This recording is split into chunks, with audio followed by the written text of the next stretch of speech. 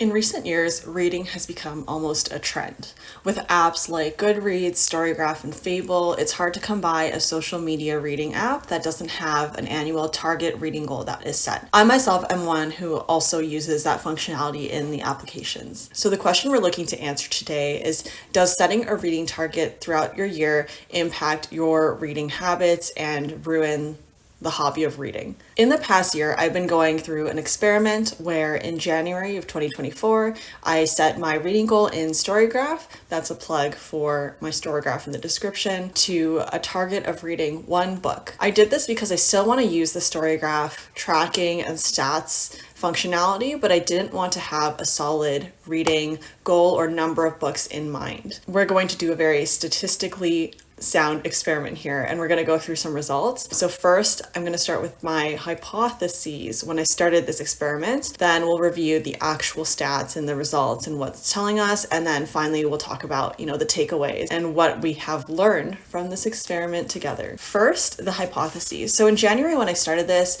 I think my goal overall was to try and enjoy reading outside of just the constant pressure of hitting numbers. I think for some people this might not be a big problem. For me, if I set like a target and I see the bar filling up, I feel this intense need and drive to actually accomplish the number I set out to read. So it became this like looming presence in the back of my mind. My hypotheses from this experiment was that I was going to read a lot less, just assuming that there was less of that pressure. I would approach reading in a more leisurely fashion. My second hypothesis is that I would have a higher average rating for the books I was going through this year. Along with that, I had a goal of going through more of my physical TBR. So that was something I was looking to accomplish with less of the pressure of, actually finishing books in a quick time frame. So even if one of my physical TBR books took me 1 day, 1 week, 1 month, 3 months, it was just kind of relax and just read and finish it. Another goal I set out for myself that I thought I'd have more time to in this case is explore more book recommendations outside of just BookTube and BookTok. So get a little bit more diverse with where I was getting my reading lists from, because while I've gotten some really good books recommended through BookTube and BookTok, I think there was a lot of other channels like blogs and articles that were worth taking a look at and seeing what else was out there outside of what's in like the bestsellers list of the internet and short videos format. Finally, I think the big portion was that I would find reading slumps less punitive. So if I didn't feel like reading, I feel like there would be less pressure and just the ability to take a break from this hobby and then come back into it without this pressure to like restart and catch up on a bunch of books that I missed, assuming I like made a goal that I had to read like 4 books a month or something. With all of that in mind, I now have the results in front of me. This is a mild disclaimer that I am filming this in the beginning of December, obviously. So not all the stats are loaded in. I'm still in the middle of reading some books. I think we've reached a good enough sample though, for sure, to make some good conclusions from this data. So now we go into the fun portion. I'm gonna move us over to the side a little bit so there's room for fun visuals right here. So far this year, I've read 38 books and counting. In 2023, I covered 62 books, but that was actually one of my freak years. Typically, I was more in like the 30 to 40 book range. So surprisingly, I didn't actually end up reading that much less than I would have before. My average star rating was a 4.22. I noticed my average star rating is usually around a 4 star, but my lowest year was a 3.86 in 2020. That was the year where I really started getting back into reading, and I had some book clubs with friends and also tried to restart with romantasy. So I think there was just a lot of misses in those two categories. In my book club, we tried to be a bit more adventurous and sophisticated at times, and then the books ended up just falling flat. And obviously with romantasy, there's a big hit or miss in that range. So I think I ended up with some lower ratings because of that. The one thing I do really enjoy specifically about the chosen platform I use, which is Storygraph, is that there's the 0.25, 0.5, 0.75. So you can give like quarter star ratings to your books. And that was really crucial to me because it's hard for me now to give a book 5 stars, but I still think there's like a big discrepancy between a 4-star and a 5-star book. So in terms of what I would label as one of my true like strong recommended books and one that I truly enjoyed inside and out, anything from 4.5 stars and higher would fall into that category. And this year, an overwhelming 50% of my books were rated 4.5 or higher, which is kind of insane. I think 2022 was similar, where it came up to around a 46% range. So obviously last year it was less, and I think that's because of the sheer volume of books I was reading at that point. Another thing I found interesting is I added 6 of the 38 books I read this year so far to my wish list tag. And this is basically also an effort for me to start using the library for more books. And then only when I've read them and I've enjoyed them, I add them into kind of like a book shopping list, and I'll pick them up to add to my physical shelf when I determine that they're worth kind of keeping and rereading. So 6 of the 38 books I labeled into my wish list, so I think that's a pretty good accomplishment. What I also enjoy, this feels like a plug for Storygraph, but it's not. I'm not big enough for that.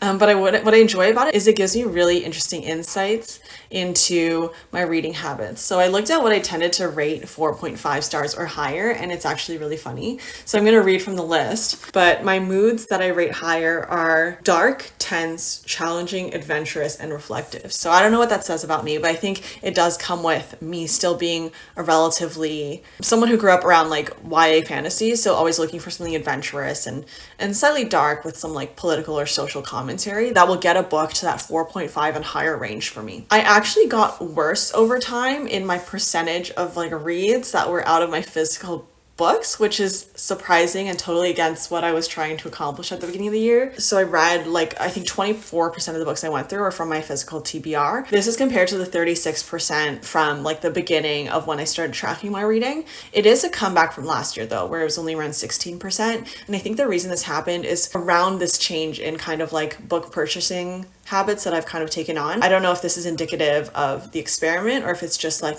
change in behavior over time.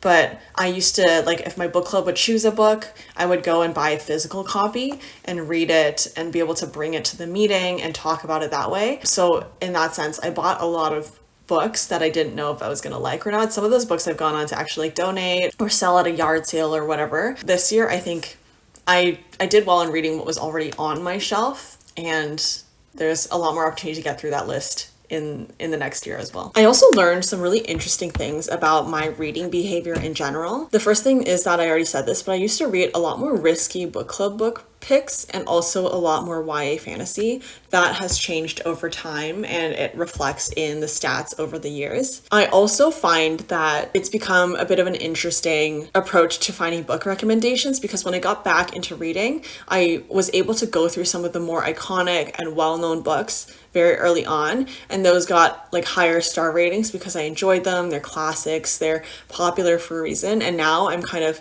in the trenches, digging through kind of new releases, what's on some top lists this year and all of that, and just trying to experiment and pick through some versus versus some where previous years I was able to read books from like decades ago that have been very well vetted. I obviously also got an ebook, so I've been a lot more experimental in that sense. My median of reading has gone strongly digital, and I've been able to experiment with more wide varieties of books and genres just simply because I've been able to use like Overdrive and Libby on my ebook to take books out from the library, so it's very like low stakes trial reading in that case. This year the big trend is that with a busier 9 to 5 workload, some more stress at work, a lot of my books have geared towards more light-hearted picks. I'm also in a book club with some of my past coworkers where that is literally the goal. We just choose very relaxing and very chill, like romance books to read through. So that's been skewing a lot of my genre statistics as well. Contrary to what I was going into at the beginning of the year, I actually find that I've been more stuck in the BookTube and BookTok algorithms. So, I've been visiting the same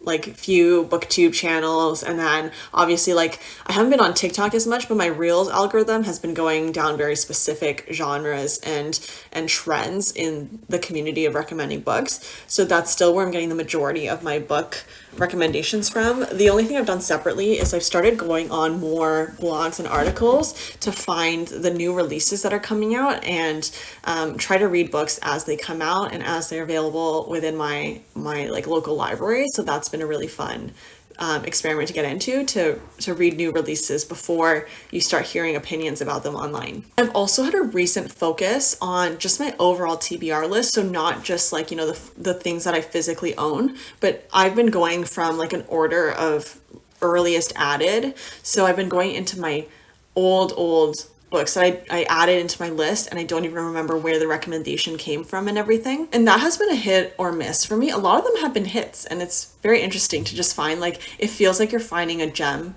in the middle of these like new releases and everything, because these are all like much older, but they must have been recommendations from a certain point when I just got back into reading. The two biggest changes that I accomplished in my reading habits, that also shows in my stats, is I've started exploring audiobooks. I still haven't been the best at listening to audiobooks, but I did start putting them on when I was getting into my other kind of crafty hobbies. So if I was knitting or crocheting, then it would just be me on the couch with like my earphones in with an audiobook. And it totally depends on, like, usually it's more celebrity memoirs or kind of just some fun, lighthearted, low stakes books that I tend to listen to in audiobook format. When it's still the more like heavy content, I prefer to have the words in front of me for whatever reason. But that's been kind of fun to start exploring. And at the same sense, I've learned to DNF a lot more. So I pushed myself last year to start DNFing, but because of that reading goal looming over my head, a lot of the books that were like mediocre, but they were short enough and I was just going to get through it, I just forced myself through. This year, there's been a lot of books I picked up where sometimes it's like first 3 pages in, sometimes it's halfway in, and that's the big piece. Like, even if I'm pretty far into a book and I reach a point where I think, you know, this book isn't for me, I felt a lot more comfortable just putting it to the side and not continuing the book this time around. So that's been a big random like stress reliever in my reading hobby. Ultimately, I think the conclusion from this video is that it doesn't really matter what you do, you just do what works for you, which is a really fluffy conclusion. But for me, I think I'm going to continue to stick by this 1 book reading goal. Though a few years where I set like a 40 book goal or a 60 book goal, there was a lot of books I was going through where I just didn't feel like the need to read them. So I would pick books that people recommended just because they were 100 pages long or 200 pages long, especially near the end of the year when I was rushing my reading goal, while I otherwise could have just been picking up a book that's been sitting on my TBR for a long time and I knew I would enjoy. So that's one way to think about it. It's done next to nothing to actually change most of my reading stats.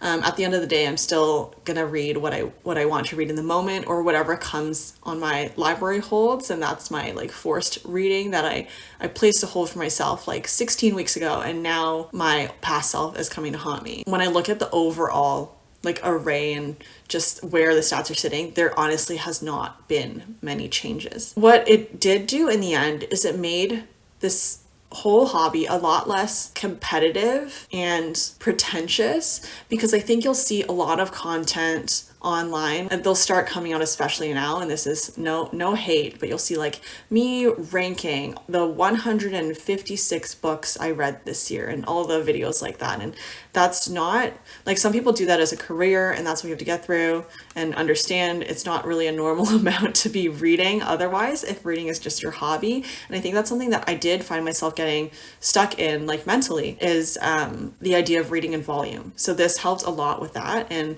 I think that's why I'm going to continue this exercise, like this habit going forward. Another thing I learned that's really funny is that there's always going to be a way to stress about what you're reading. So this year I removed the stress of reading targets for myself, but then what ended up happening is the other goals I set for myself, which is reading books off my physical bookshelf and trying new genres and all of that, when sometimes you're just looking for like a comfy read and you just want something not so serious. So there's other ways I've definitely added pressure to myself, but I think that's also the fun of reading as a hobby. Like, you can continue to stretch yourself as long as it's not getting like unenjoyable and it's just ruining the whole experience for you. I think it all comes down to, the big piece is, for the first time in my reading tracking history, I haven't had a single book under 2.75 stars. 2.75 has seemed to be my limit for something that I will read and kind of like hate on for fun. Anything else under that is just like something that wasn't really worth reading. And sometimes maybe it's just like a fast read, an easy read, a short book or something that I've forced myself through in the past.